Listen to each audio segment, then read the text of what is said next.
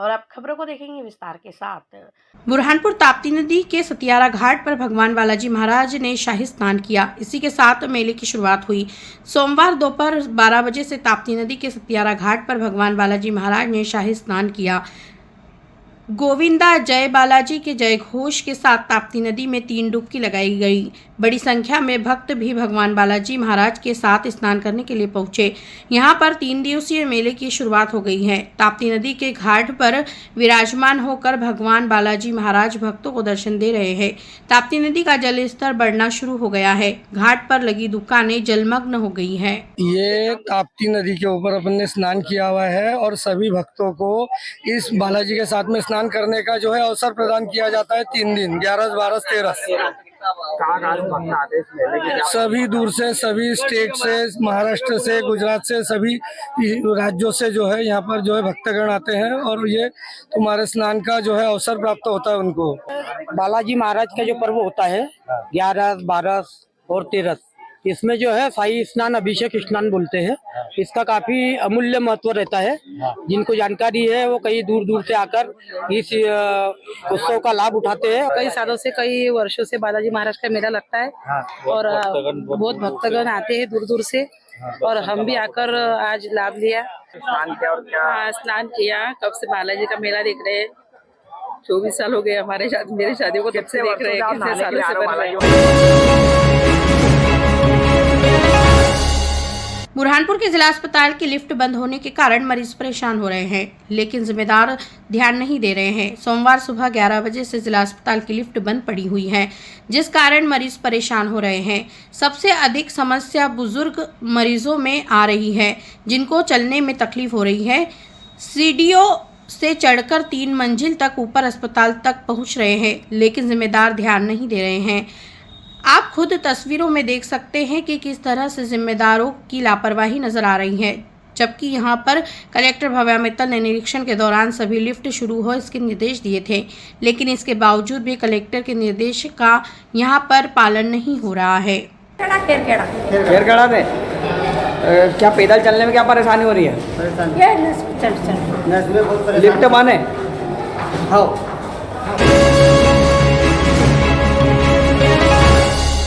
बुरहानपुर के नागझिरी में रास्ते की बात को लेकर पड़ोसियों में विवाद हो गया, जिसमें एक पक्ष के 3 लोग घायल हुए हैं। घायलों को उपचार के लिए जिला अस्पताल में भर्ती किया है। सोमवार दोपहर 1 बजे नागझिरी में रास्ते की बात को लेकर 2 पक्षों में विवाद हो गया, जिसमें एक पक्ष के 3 लोग घायल हो गए हैं। ताप्ती नदी के अनुसार नागझिरी निवासी पंकज मोहन वाघले ने जानकारी देते हुए बताया कि पड़ोसी युवराज और उसके परिवार के करीब 6 लोगों ने रास्ते की बात को लेकर हम पर लाठी डंडों से हमला कर हमें घायल कर दिया। घायल में पति पत्नी और बेटा शामिल है। घायलों के सिर हाथ पैर में चोट आई है। डॉक्टरों की टीम उनका इलाज कर रही है। उनके पूरे परिवार ने हमारे को घर आके मारा। काय के लिए मारा? रास्ते के लिए विवाद। हमने उनको बोला कि तुम्हारा भी रास्ता है, तुम भी आते रहते हो, तुम संगीता भाई को बोलो कि अपने को रास्ता छोड़ेंगे। तो उनको बोला तो बोले तुम हमारे को गाली देते हैं, इसकी वजह से उन्होंने हमारे को घर आके मारा। बुरहानपुर सिंधी बस्ती रोड पर कलेक्टर के निर्देश पर गड्ढे भरने का काम शुरू हो गया है। सोमवार दोपहर 2 बजे से सिंधी बस्ती रोड पर कलेक्टर भव्या मित्तल के निर्देश पर गड्ढे भरने का काम शुरू हो गया है। गौरतलब है कि इस मार्ग पर बड़े बड़े गड्ढे हो गए थे, जिस कारण लोगों को आने जाने में परेशानियों का सामना करना पड़ रहा था, तो वहीं हादसे भी हो रहे थे। समाज सेवियों ने कलेक्टर को समस्या बताई थी, जिसको लेकर कलेक्टर भव्या मित्तल के निर्देश पर गड्ढे भरने का काम शुरू हो गया है। शनिवार से कलेक्टर कार्यालय तक गड्ढे भरे जा रहे हैं। बुरहानपुर के रेणुका माता मंदिर परिसर में मेले का आयोजन हुआ था। यहाँ पर दुकान संचालक चारों तरफ पन्नियां और कचरा डालकर चले गए। 2 दिन हो जाने के बावजूद भी जिम्मेदारों ने यहाँ से कचरा नहीं हटवाया, जिस कारण मंदिर के पास गंदगी फैल रही है और आने जाने वाले लोगों को भी परेशानी हो रही है। लेकिन जिम्मेदार अफसर इस ओर ध्यान नहीं दे रहे हैं, जिसको लेकर अब श्रद्धालुओं ने भी जिम्मेदार अफसरों से इस और ध्यान दिया जाए और सफाई हो, इसकी मांग की है।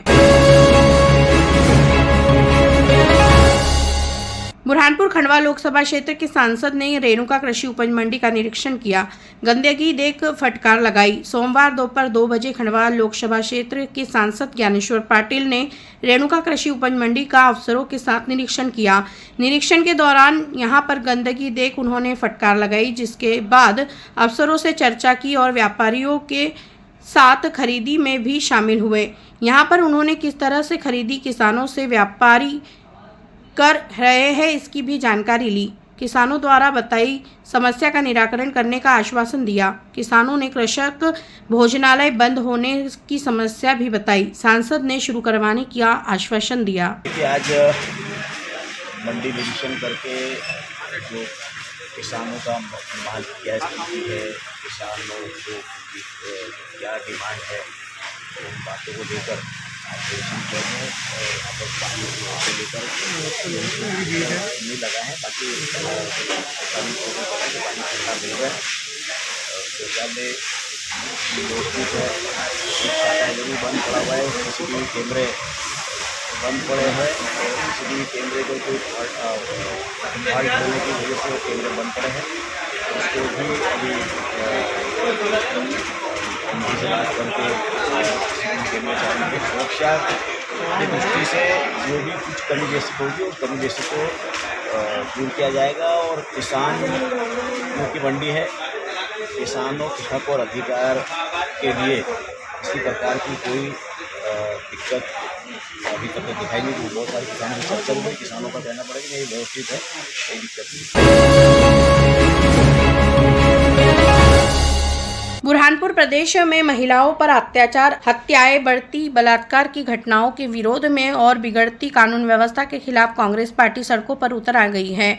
सोमवार को महिला सुरक्षा को लेकर कांग्रेस के नेता ज्ञापन देने के लिए विधायक अर्चना चिटनीस के द्वारकापुरी स्थित निवास पर पहुंचे, लेकिन पुलिस ने बैरिकेड लगाकर कांग्रेसियों को रोक दिया। उन्हें विधायक अर्चना चिटनीस से मिलने नहीं दिया। इसके बाद भी कांग्रेस 1 घंटे तक डटी रही। उन्होंने सरकार के खिलाफ जमकर नारेबाजी की। कांग्रेस जिला अध्यक्ष रिंकू टॉक ने बताया कि मध्य प्रदेश में महिलाओं पर अपराध बढ़ रहा है। आए दिन दुष्कर्म, छेड़छाड़ सहित अन्य घटनाएं सामने आ रही हैं, जिसके चलते महिलाएं सुरक्षित नहीं हैं। सोमवार को प्रदेश कांग्रेस के निर्देश पर विधायक के निवास पर ज्ञापन सौंपने गए थे, लेकिन विधायक अर्चना चिटनीस ने समय नहीं दिया। उन्होंने प्रशासन को आगे कर दिया। पुलिस की मदद से बैरिकेडिंग लगाकर रोका गया। विरोध दर्ज करने के बाद कांग्रेस ने SDM को ज्ञापन देकर रवाना हुए। बलात्कार की घटनाएं, दुर्घटनाएं जो लगातार मध्य प्रदेश में हो रही है, हमारे जिले के अंदर भी पिछले कुछ दिनों के अंदर ही इच्छापुर, नेपानगर, पिछले कुछ दिनों पहले देखे तो नेपानगर में 80 वर्ष की महिला के साथ बलात्कार की घटना हुई। इन सब चीज़ों को लेकर, हम इन मांगों को लेकर कि इनके खिलाफ सख्त से सख्त कानून बने, ताकि ऐसे लोग, ऐसे जो व्यवहार हो रहा है, जो दुर्घटनाएं हो रही है हमारे प्रदेश के अंदर, हमारे जिले के अंदर, ये दुर्घटनाएं वापस से ना हो। इसको लेके आज हम लोग विधायक अर्चना चिटनीस से समय लेके आने के बाद उनसे मिलने के लिए आए थे। यहाँ हमारा एक प्रदेश स्तरीय प्रदेश अध्यक्ष हमारे जीतू पटवारी जी के निर्देश में प्रदेश स्तरीय कार्यक्रम था, जिसके अंदर हमें क्षेत्रीय विधायक को हमारा ज्ञापन देना था। उसको लेकर हम लोग यहाँ पर आए थे, उनसे समय लेने के बाद। बाकी वो सामने नहीं आते हुए उन्होंने पूरे प्रशासन को आगे कर दिया और हमारा ज्ञापन लेने से मना कर दिया। बुरहानपुर के संजय नगर स्थित भाजपा कार्यालय पर विधायक अर्चना चिटनीस ने पत्रकार वार्ता ली। उन्होंने जानकारी देते हुए बताया कि बिना अनुमति के मेरे घर पर कांग्रेस पार्टी कितने सारे लोग आ रहे थे, वहां प्रशासन ने आने नहीं दिया। मुझे भी इसका खेद है। गौरतलब है कि कांग्रेस पार्टी के द्वारा विरोध प्रदर्शन किया गया, जिसको लेकर विधायक अर्चना चिटनीस ने पत्रकार वार्ता लेकर विस्तार से जानकारी दी। इस मौके पर महापौर माधुरी अतुल पटेल, भाजपा जिला अध्यक्ष मनोज माने सहित जनप्रतिनिधि मौजूद थे। आप आए, मेरे घर पे आपका स्वागत है। वह क्यों नहीं पहुंच पाए, क्या प्रशासनिक विषय क्या था, इसकी विषय पे जानकारी बुरहानपुर के जिला प्रशासन से हासिल करें। और जिस कांग्रेस का इतिहास महिलाओं के शोषण और महिलाओं के प्रति अपराध करने का रहा है, वह कांग्रेस महिलाओं की सम्मान की सुरक्षा की क्या बात करेगी। राहुल गांधी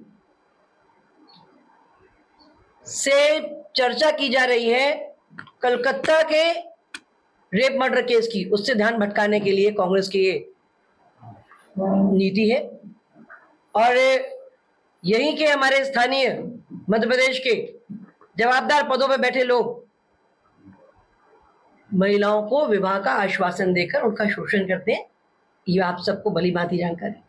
आइटम जैसे शब्द, महिला में रस जैसे शब्द देकर दलित महिला के साथ भी प्रयोग किए जाते हैं। और अभी से नहीं, तंदूर कांड से हम सब कांग्रेस से भली भांति वाकिफ हैं। और ऐसी कांग्रेस उस प्रदेश में बात कर रही है जो प्रदेश बेटियों के साथ बलात्कारी पर फांसी की सजा का कानून बनाने वाला पहला प्रदेश है। वो प्रदेश जो बहनों की, बेटियों की शिक्षा के प्रति जागरूक ही नहीं बल्कि हमारे सारे पैरामीटर्स लगातार विगत 15 वर्षों में, 18 वर्षों में इंप्रूव हुए। हम लाडली बेटी पर योजना नहीं, कानून बनाते। हम गांव की बेटी योजना लाकर गांव की बेटियों को उच्च शिक्षा के लिए प्रोत्साहित करते। ये वो दल है जो दशकों से पड़े महिला आरक्षण बिल को नारी शक्ति बिल के तौर पर लाकर आने वाले समय में देश की पार्लियामेंट में और असेंबलीज में रिप्रेजेंटेशन देने वाला है।